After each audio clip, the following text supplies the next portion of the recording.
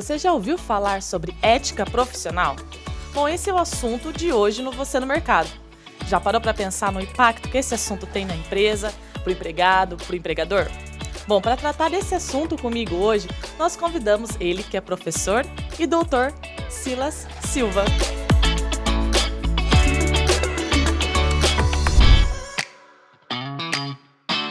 Professor, obrigada por aceitar esse convite, conversar comigo sobre esse assunto bem interessante, tanto para nós empregados, como também para os empregadores, não é?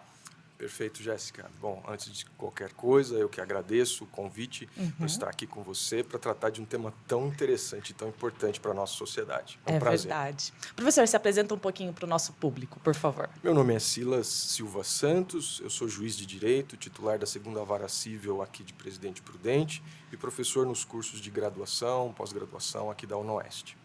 Perfeito. Professor, então, para começar, vamos com uma pergunta bem básica. O que é ética profissional e o que ela incorpora na empresa? Olha, eu vou falar um pouco mais sobre a nossa experiência da administração da justiça. Perfeito. Então, o aspecto empresarial, esse eu não tenho muita afinidade com ele, mas eu posso falar sobre ética, até porque essa é uma temática que a gente estuda na graduação. Para você ter uma ideia, o nosso curso de graduação em Direito, você não se forma em Direito se você não fizer uma disciplina chamada ética profissional. Então, a ética, para nós, ela é fundamental. Não tem como falar em promoção de justiça se nós não estivermos envoltos num ambiente ético. Não tem como. Então, a ética seria uma atitude proba, leal de se comportar segundo padrões que a sociedade, num determinado momento histórico, elege como relevantes para pautar a nossa vida. E, professor, então, isso significa que a ética profissional tem um código, uma lei que rege por ela, certo? Sim. As várias profissões dentro da área jurídica, elas têm seus códigos de éticas. Por exemplo, na advocacia em geral, existe um código de ética da advocacia, já algo bastante estudado, não é nada recente, é algo que faz parte da nossa vida, é o código de ética da advocacia. Em 2008, o Conselho Nacional da Justiça, o CNJ, instituiu uma resolução que trata do Código de Ética da Magistratura Nacional, ou seja, o padrão ético que a sociedade exige ou deseja na atividade dos juízes do país todo. Nossa, isso é interessante. Muito. Nossa, muito. A gente já sente a defesa que tem, então, esse assunto, de maneira geral, em todas as profissões. Sim. Né? Professor, nós sabemos também que o cenário, falando lá do mercado de trabalho, em muitos lugares faltam um tanto da ética, né? E também muitas das pessoas não reportam esse assunto por se sentirem intimidados ou precisa do emprego e acaba aguentando essa situação. Como que a gente pode tratar desse assunto para mudar? Bom, algumas atividades, algumas empresas, alguns órgãos têm uns canais para, vamos chamar, serem apresentadas reclamações que tratem de assuntos ou de desvios éticos. Então, existem, no plano da magistratura, as corregedorias, as ouvidorias, existem algumas empresas que já trabalham com compliance para que estes possíveis desvios ou talvez o mero risco de desvio sejam apurados e resolvidos antes que ele vire um problema, né? Antes que crie-se um dano para a imagem da empresa, para a imagem dos servidores. Então, o risco também precisa ser apreciado e avaliado nesse sentido. E fazendo uma análise, hoje em dia a juventude acredita que essa ética também falta um pouquinho e acaba perdendo a confiança, né, nesse assunto. Como mudar esse pensamento desses jovens que estão entrando no mercado e que logo, logo vão estar se apossando de cargos importantes aí? Sim. Você usou uma palavra super importante, porque a ética vai desaguar na confiança que as pessoas têm pelas instituições. Grande parte da confiança, legitimidade da atuação de determinados profissionais está calcada, está fundamentada no nível de padrão ético de comportamento. Bom, e aí nós temos a sociedade em crescimento, nós temos a juventude, né? Nós temos as novas gerações que vão ocupar altos cargos nas instituições públicas, privadas, etc., em todo o cenário nacional.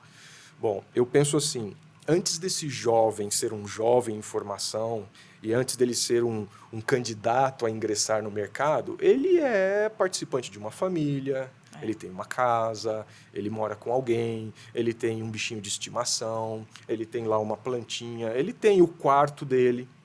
Então, penso eu que a ética ela pode ser trabalhada e deve ser trabalhada desde o princípio. Porque, às vezes, a gente encontra um jovem querendo mudar o mundo, né? E isso é ótimo. Isso é ótimo, essa força que o jovem tem. Não, eu quero fazer isso porque eu quero transformar a realidade. Ok, ótimo. A pergunta que se coloca é, você arrumou sua cama hoje de manhã? Você lidou bem com o seu irmãozinho menor? Você ajudou de algum modo? Você adota comportamentos... Você separa o lixo na sua casa? Lixo orgânico e o lixo para reciclagem? Você faz isso? Você cuida da sua casa? E agora, falando em cuidar da casa, não é só cuidar da sua casa, mas do planeta. Agora, falando como professor do curso de mestrado e doutorado em Meio Ambiente e Desenvolvimento Regional da UniOeste, está na pauta da nossa conversa uma ética ambiental. Porque de que adianta eu ter atitudes éticas no meu exercício profissional e eu não cuido da natureza, que é a minha casa? Então, tem uma série de coisas aí que os jovens precisam ser ensinados, e eles estão sendo ensinados desde o princípio, para que sejam profissionais éticos. Não é exigir da empresa ou da onde vai trabalhar, mas vir de si. Vem de berço essa posição. É claro que pode ser ensinado, tanto que na graduação em Direito nós temos uma disciplina para tratar de ética na advocacia, ética na justiça. Nós precisamos aprender, claro, mas antes disso nós temos que ter uma conduta, né? Um padrão, eu diria nem um padrão de comportamento, mas um estilo de vida.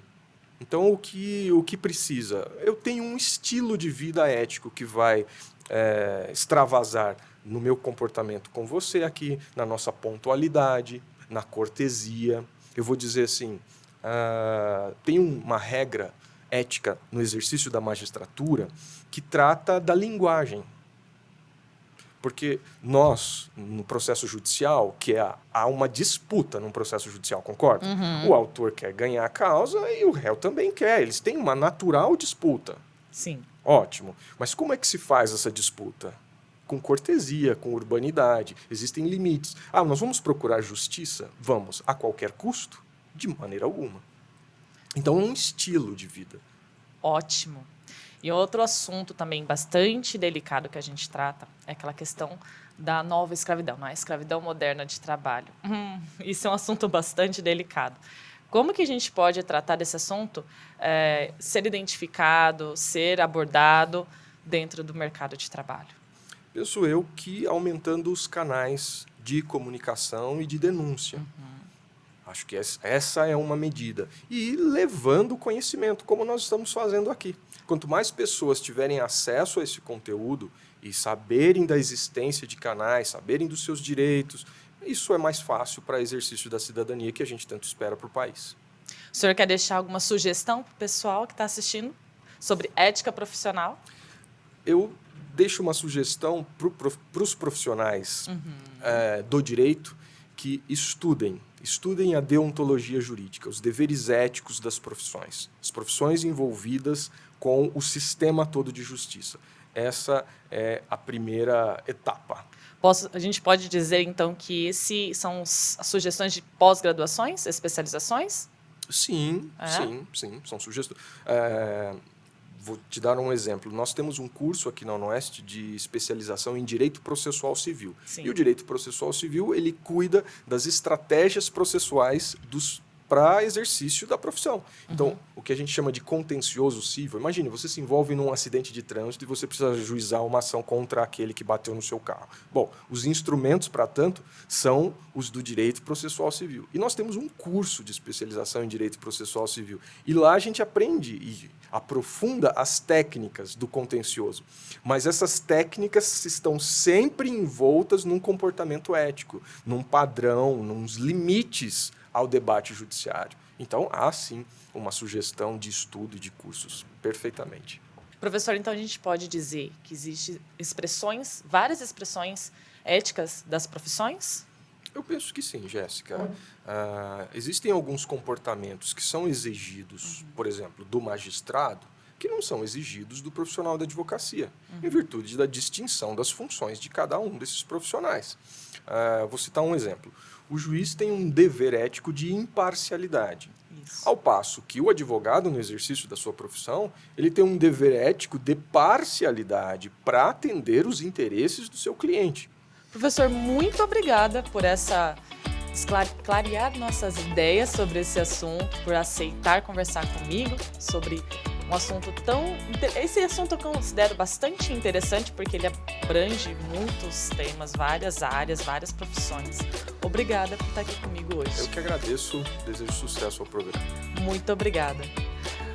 Pessoal, e esse foi Você no Mercado de hoje. O que você achou? Compartilhe aí com os amigos, deixa seu comentário. É bom pra gente ficar sabendo o que você tá achando. Então a gente se vê no próximo episódio. Até a próxima!